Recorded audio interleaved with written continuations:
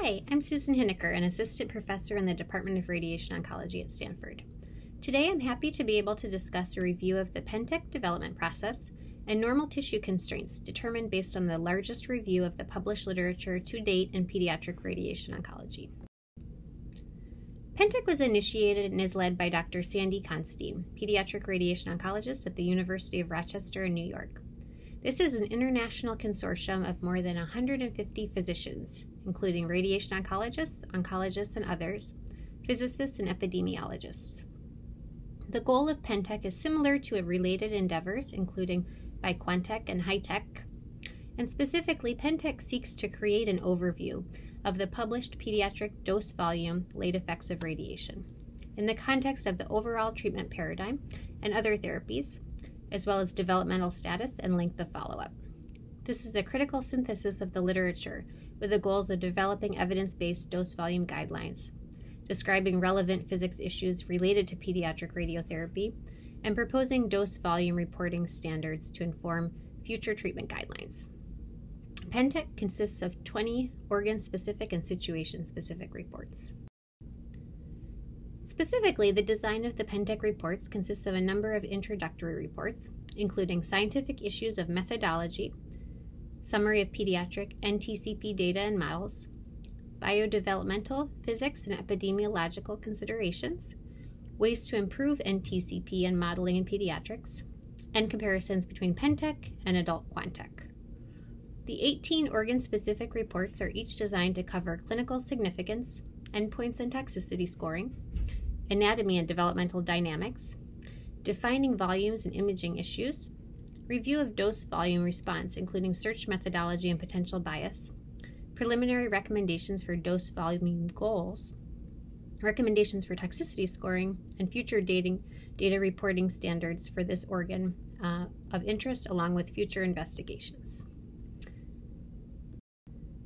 Specifically, the 18 organ-specific reports and 2 situation-specific reports include CNS, cerebrovascular, musculoskeletal, genitourinary, head and neck, spinal cord, ocular, endocrine, hearing, thyroid, cardiovascular, pulmonary, gastrointestinal, liver, female reproductive, breast, male reproductive, total body irradiation, and then the settings of secondary malignancies and re-irradiation. 7 of these 20 organ-specific or situation-specific reports have been peer-reviewed and are accepted in press in the Red Journal. These include CNS, cerebrovascular, breast, salivary dental, lung, thyroid, and total body irradiation. I'll review some of the main points and propose dose constraints from these in-press articles now. This is a diagram of data inclusion from the CNS PENTEC report examining toxicity involving neurocognition and necrosis.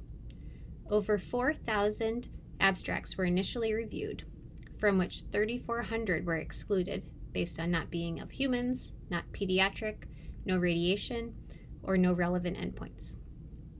625 abstracts were then re-reviewed, with 325 eliminated, and this led to 300 articles reviewed, 218 assessing neurocognition, 81 assessing necrosis, and 1 assessing both. 140 of these articles were eliminated based on inadequate follow-up, inadequate radiation detail, or inadequate endpoint detail. From these 160 articles, data was extracted. 117 articles were eliminated based on inadequate radiation dose or volume information or inadequate outcome information. Therefore, data from 43 articles is included in the models, including 31 examining neurocognitive outcomes. This talk is focused on the clinical findings of PENTEC reports, so I won't go through the details of the modeling. From the 32 papers investigating neurocognitive outcomes in pediatric patients after radiation therapy, the authors were able to construct a model relating the risk of IQ less than 85 to the dose delivered in EQD2 to a given percent of the brain. For example, from this you can see that if 50% of the brain received 30 gray, the risk of IQ less than 85 is estimated to be approximately 18%. Authors also showed the risk of IQ less than 85 for children irradiated using normal tissue complication probability models with 95% confidence intervals, and incidence of neurocognitive impairment reported. The data points of studies in which patients also received methotrexate are shown in red. On the right are nomograms to predict IQ on y-axis 1 and decrease from baseline IQ y-axis 2 for patients receiving radiation therapy at 5, 10, or 15 years of age after A, whole brain radiation with and without methotrexate, and B, partial brain radiation. The authors also created an NTCP model for necrosis with a solid line without and with retreatment studies, with dose noted as a cumulative dose from all treatment courses, assuming a sufficient time between courses for repair. So from the CNS PENTEC report specifically assessing neurocognitive and necrosis outcomes in the pediatric radiation oncology literature, the take-home points are the development of a model created to estimate the risk of IQ under 85 for different volumes of the brain, receiving doses from 0 to 60 gray. The authors also found that children receiving a cumulative dose of 59 to 60 gray at 2 gray per fraction to any part of the brain have an approximately 5% risk of necrosis. Finally, other factors are found to be important as well, including age of the patient at the time of radiation and receipt of methotrexate, the contribution of which was calculated to be approximately 5.8 gray whole brain radiation in equivalence. Next, the PENTEC Cerebrovascular group assessed the risk of cerebrovascular disease and stroke after radiation therapy to the circle of Willis and the major brain vasculature. Panel A graphs the observed data from LFAEC and the cumulative incidence of stroke at an attained age of 35 and 45 years. The x-axis dose is the mean dose delivered to the circle of Willis, and patients were placed into subgroups in the original report based on an estimated dose of the circle of Willis, which was no radiation or less than 1 gray, then 1 to 10 gray, and then greater than 10 gray. The triangular data points reflect the mean dose for the 3 dose bins. The authors found that 13 stroke events occurred among 386 patients, with doses ranging 10 to 40 gray, and 16 stroke events occurred among 249 patients with doses greater than 40 gray. A fitted curve is not displayed due to a lack of adequate data for that. In panel B on the right, we see the NTCP model for cumulative incidence of stroke at ages 35 and 45 gray versus radiation dose, using the Mueller and LFAEC studies shown in the shaded regions between the solid lines. And these regions represent the variation in incidence for these indicated ranges. The x-axis dose is based on the prescribed dose of the primary tumor bed. The authors next looked at the incidence of Moyamoya with respect to radiotherapy dose for patients with and without neurofibromatosis type 1, and the x-axis represents mean dose to the chiasm or circle of Willis. From this, one can estimate a patient's risk of Moyamoya depending on clinical situation and time point after radiation therapy.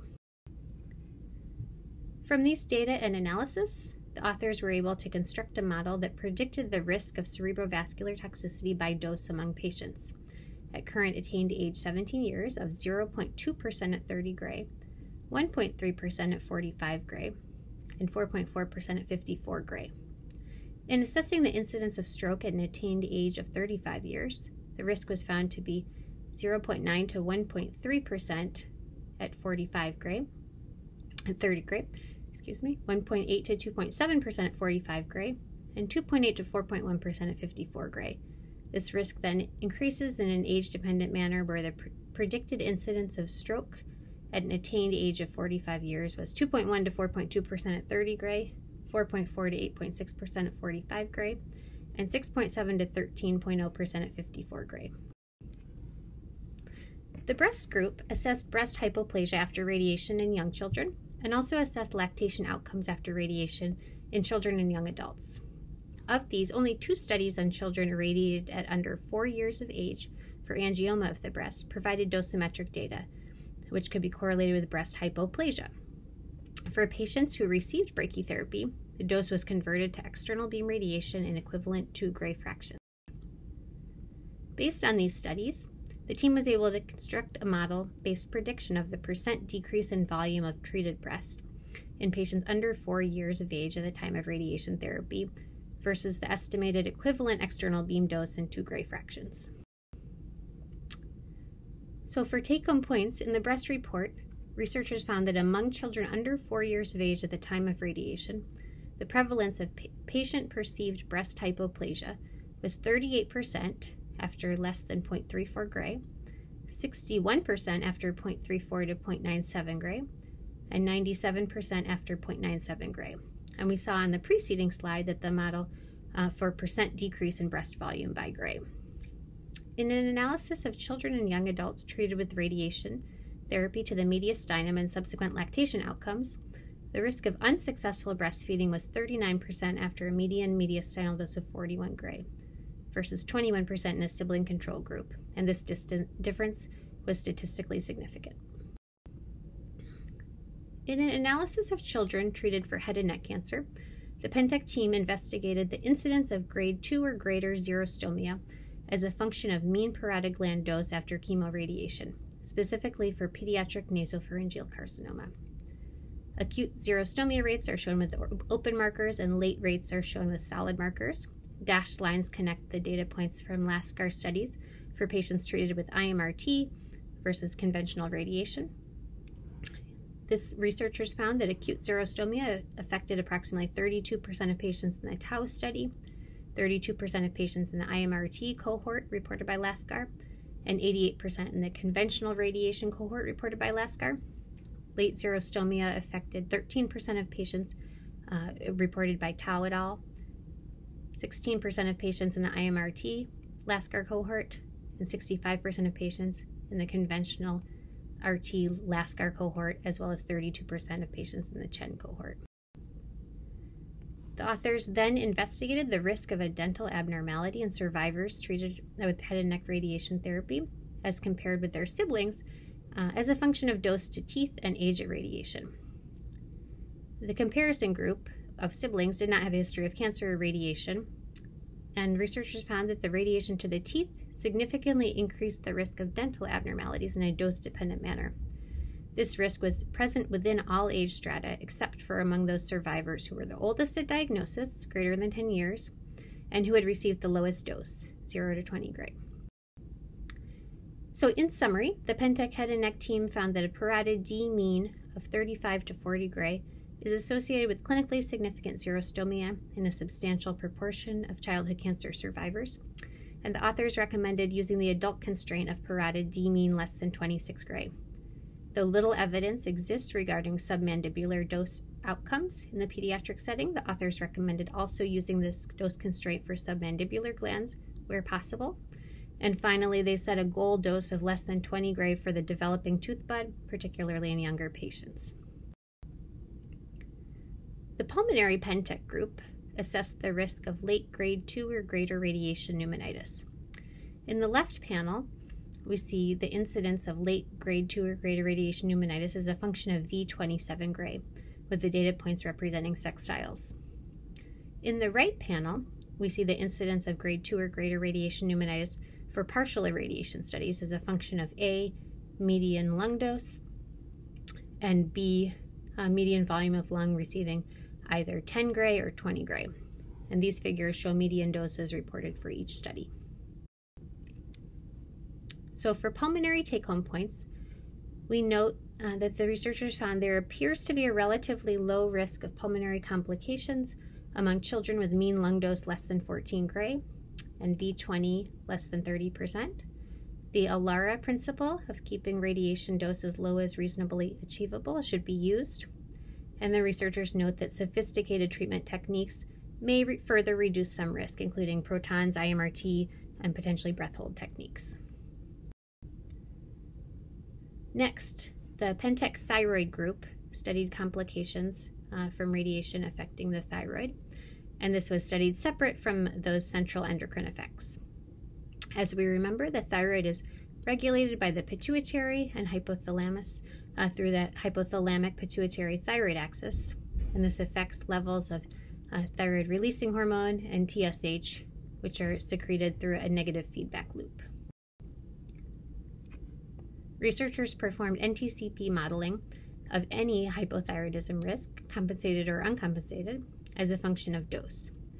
The best fit parameters for this model show a D50 of 33 gray, and here this model represents the fit to available all data from 8 studies. The confidence bounds are shown, and this is also a leave one out study analysis in which each of the 8 studies are omitted, and the fit is performed on the 7 remaining studies, which serves as a sensitivity analysis, showing that the model is not overly sensitive to a single data set. Finally, from the thyroid group, the authors were able to assess the risk of hypothyroidism by age, gender, and dose to the thyroid, as shown here. And then lastly, the PENTEC total body irradiation group assessed risk of pneumonitis after total body irradiation and incorporated studies with adjustment of dose to EQD2 and instantaneous dose rate correction. The researchers found that among 6 studies of total body irradiation with cyclophosphamide, the post-transplant idiopathic pneumonitis syndrome risk was 16% with a range of 4 to 41%. Associated mortality was high, 50% with a range of 45 to 100%. A number of differing total body irradiation techniques were used, and 3D dose analysis of lung blocking techniques could not be performed. A model based on prescribed dose adjusted for dose rate did show a correlation with IPS, suggesting that perhaps dose rate may have some role. And finally, advanced TBI techniques will allow for a much better assessment of the actual dose delivered. In conclusion, there are a number of limitations to keep in mind when interpreting and applying this data. Specifically, all of the PENTEC models are based on the pooling of largely retrospective data and are subject to all of those limitations associated with this type of data. Furthermore, there are also endpoint uncertainties and inconsistencies between data sets that are accounted for as much as possible in analyses, but this is also a limitation. There are variations in patient follow-up, both in timing and in types of tests that are performed. There are assumptions in the models, which may or may not be accurate. And there's also potential interplay of factors that are assumed to be independent, but may not be. In addition, certain diseases may be overrepresented in this analysis, leading to a lack of generalizability. But again, later this year, a special issue of the Red Journal will contain all 20 of these organ-specific reports, as well as the introductory reports to place this into context. I'd like to thank you for this opportunity to speak, and I'm very happy to do so. Thank you.